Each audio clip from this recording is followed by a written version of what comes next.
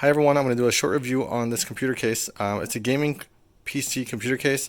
It's made by a company called Yeyian, and it's called the Blade 2101. That's the model number right there. They actually just ship it to you right in this box. So I'm going to take it out of this foam and then I'll show you what's inside. So this is how it comes. I already installed the computer inside and I already used the case. However, I want to show you the mistakes that I made and what you could do to make it better yourself. First, I'll talk about the exterior features. So you got a USB 3.0, two USB 2.0s, headphone, microphone, and reset and power, and then you have the HDD light and another light. They claim you can fit 3 fans in here. There is a little mesh cover on the top for airflow. These are the feet. They're made out of plastic and have a little foam on the bottom. And here is a airflow thing. You could actually take this off and clean it if you wanted to. In the back you have a filter, a little spot for a fan over here, and as you go down you see there are a bunch of expansion slots. This is the only one that comes in and goes out, this slot right here. All the other ones you have to like crack them out, and then once you crack it out you cannot put anything in.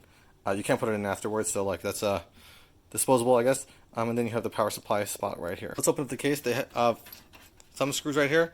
These are plastic, so you can grab it easily, but they are thumb screws. Now that I got both of them off, I can slide this right off. There we go. The first mistake I made is I put in the motherboard, but I didn't have the cooler piece on, so that was a problem. So if you're planning on installing a special cooler, make sure you put this piece on first. Also, in this case, I would recommend plugging in the hard drive first, because once you put in the power supply before the hard drive, you won't be able to screw it in properly, because you can only screw it in from these holes right here, and also from this side you have to take off this thing. So it is very annoying, so make sure that you put in the hard drives before the power supply, or if you're putting SSDs in here, the SSD first. After you put in the hard drive, definitely put in the power supply, and run all the cables where you want to run them. I'll tell you why in a minute. Also, when you're screwing in the SSD, you'll screw it in from here. So just to let you know, I think it's right here. Yeah, right here. This screw, and I believe there's another one right here. These two. On the other side, I'm going to take off these 4 screws right here, and we're going to take off the glass panel. Mine still has the plastic on it because I'm selling it. Okay, now I'm going to take off this glass panel. Comes right off like that, and you have a little arrow there to tell you where the. I guess that's right here.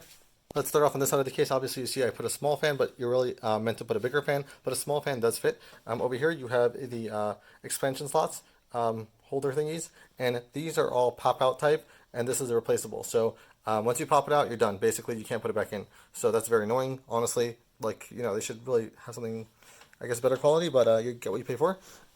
This officially is on a hinge. There's a screw right here, and it's on a hinge, but the hinge always falls off. So really, you're just taking this whole piece out, and then you're putting the things in. But there are holes over here for the screws, so you don't really need to take this out, but you can if you want to. On the top, it looks like there's spots for the bigger fans, not the smaller ones. I'm not sure what the inches are. Maybe what do they call it? 22 centimeters? I don't know what they call it. But that's what it is. The reason why I tell you to route the cables first is, like, just so you see over here, it was easier for me to just route it first, but I didn't. It would be easier for me to route these first also, but I didn't. The power supply for the motherboard, if I had routed it first, it would be a lot easier. And all of these case cables, it would have been a lot easier if I had routed them first and then put in the motherboard. So first, route your cables after you put in the power supply, and then afterwards install your motherboard, so that way you have a lot easier time. As you can see right here, my SATA ports are right next to my SSD, which actually was really inconvenient because there was no space to work with, but that could be just this motherboard. It's an old motherboard. That's the problem that I had there. The cables for the for this case that connected to the buttons on top, they weren't that great. Not that good quality, but definitely working. This is how you mount the SSDs inside. So there's a little lip right there. I'm going to try to show you through the light. There's a little lip right there that catches the SSDs.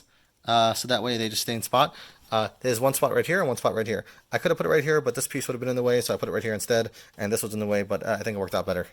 There's a little air vent over here. So you could officially put 3 fans in the front of the case. This is the one that came with it, red. This is just a plain fan, and then they claim there's a third one that could fit right there, but I don't see how you could fit 3. I see maximum 2. Maybe if you take this and move it down. Now this whole front panel comes off, so if you take this this plastic thing off, then you'll be able to see the inside. And I'm not going to do it, and the reason why I'm not going to do it is because the first time I did it, a plastic piece fell out. So if I do it again, I feel like the clips that are holding it in are no longer going to hold it, because this is a really low-end quality case. The plastic clips actually cracked when I opened it, but if you're only opening it once, you should be fine. But again, I don't see a spot for a third fan, unless maybe this one goes lower, but there wasn't so much space. Also, the threading for the fans are quite terrible. Okay, so I'm going to give my conclusion on this. The I/O is quite historic, having USB 2.0 and no USB 3, so that's pretty bad. but it's working. So having only one red fan, I would have liked to have more, obviously, at the price point. It is what it is. Just the physical quality of this is pretty terrible. So overall, for the price, I think it's pretty decent for the price. But as far as quality goes, you're getting the quality that you pay for. You paid $55, you're going to get $55 case. And I know they make a bunch of different types, but this is the lowest end one.